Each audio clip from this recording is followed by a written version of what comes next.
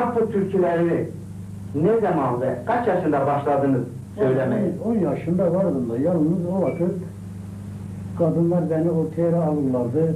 Seferberlik, babam da asker. Meğerlerde kimse yok, erkekler gitmiş hep seferberliğe. Bu Yemen Harbi de o vakit Yemen türküsü var, Yemen türküsü. Evet. Bana Yemen türküsünü söylerlerdi, ağlarlardı. Ben bakma yaptı ki ne biçim ağırlar, neydiler? Evet. Kocası gitmiş, kardeşi gitmiş, oğlu gitmiş, gelmemiş.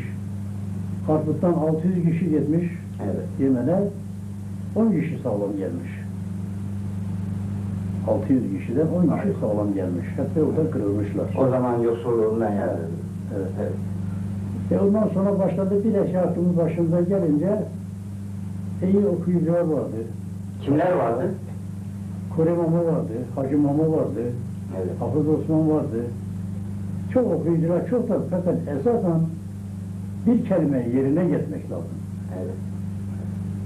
Mesela şimdi Goroğlu şarkı meşhur Kemeneli Küçük bir ara namesi yaptı. Goroğlu şarkı bir divan mı artık, gazel mi neyse okuyor. Kemanda bir parmak yanlış vuruyor. Bir parmak. Küçük diye bir parmak.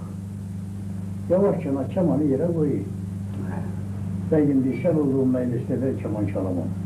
Bir parmağı ayıkıyor. Okuyucuyu çalgıda nasıl bir yanlışlık oldu mu okuyucuyu bozar. Saat kaç olmuş? Evet. Akşam. Kayboldu. Sıtkı Bey, izin verirsen arşiv bandından çok eskiden alınmış bir bandınız var. Bunu bir beraberce dinleyelim. Dinleyelim.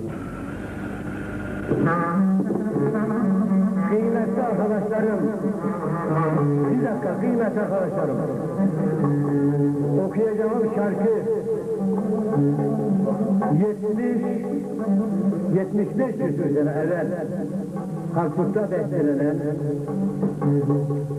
Nesibe'den Güney Sahil'de Hamdi Çavuş üzerine bestelenen bir şarkıyı bugün sevgili, kıymetli Elazığ gençlerine hatırlayacağım.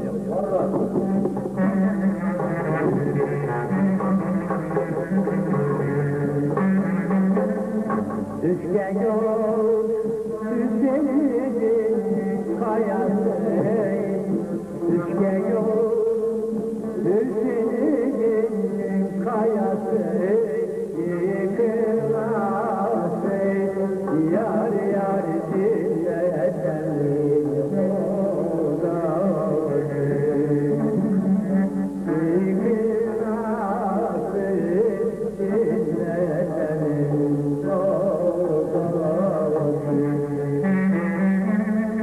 Ayşe Hanım, Nesibe'nin annesi, Ayşe Hanım,